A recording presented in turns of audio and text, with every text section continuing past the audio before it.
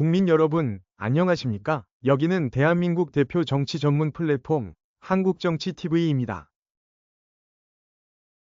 지난 3월 26일 공직선거법 위반 사건 항소심 재판부는 이재명 더불어민주당 대표에게 무죄를 선고했습니다. 이날의 무죄 선고로 이재명 대표는 차기 대통령 선거 출마의 장애물이 될 사법 리스크에서 일단 벗어나게 됐습니다. 그런데 현재 이재명 대표는 5개 형사사건의 재판을 받고 있습니다.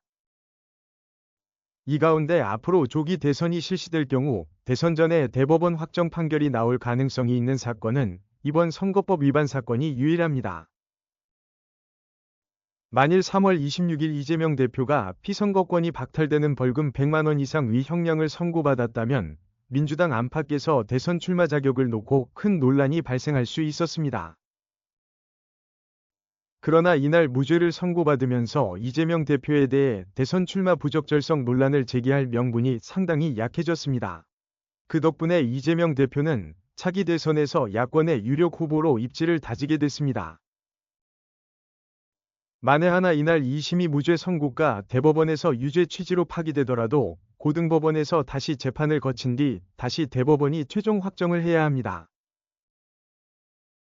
그렇기 때문에 이 재판이 조기 대선 전에 결론이 날 가능성은 거의 없을 것으로 예상됩니다. 한편 이재명 대표는 이날 판결을 포함해서 형사 기소됐다가 법원에 의해 4번이나 정치적으로 기사회생했다는 기록을 세우게 됐습니다. 이에 앞서 이재명 대표는 2018년 경기지사 후보자 토론회에서 성남시장 시절 친형을 정신병원에 입원시키는 방안을 검토하라고 지시했다는 의혹을 받았습니다.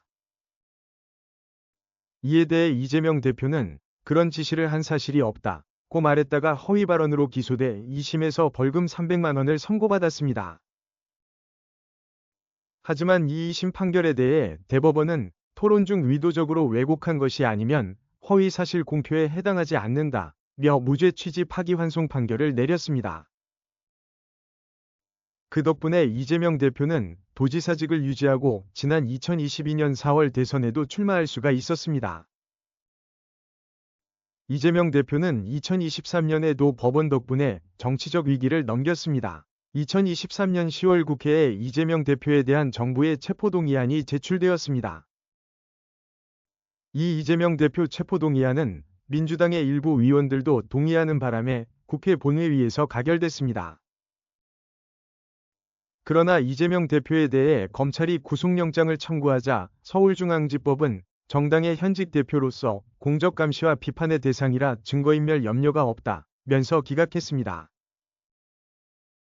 뿐만 아니라 지난 2024년 11월에는 이재명 대표의 위증교사 사건 1심에서 재판부가 정치권의 예상을 깨고 무죄를 선고했습니다.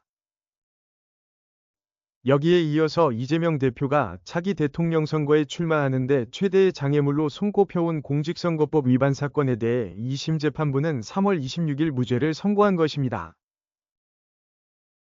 그런 만큼 이재명 대표는 민주당 안에서의 리더십을 다시 정비하는 한편 차기 대선을 노려 중도층에 대한 외연 확장에 주력할 것으로 예상됩니다. 이재명 대표는 우선 차기 조기 대선의 전제 조건인 헌재의 윤석열 대통령 파면 선고를 이끌어내기 위한 여론전에 민주당의 힘을 집중할 것으로 알려졌습니다. 한국정치TV는 국내 최초로 탄생한 중립적, 객관적, 과학적, 불편부당한 독립 정치 미디어입니다. 여러분의 구독과 알림, 자발적인 후원은 채널의 제작과 운영에 큰 힘이 됩니다.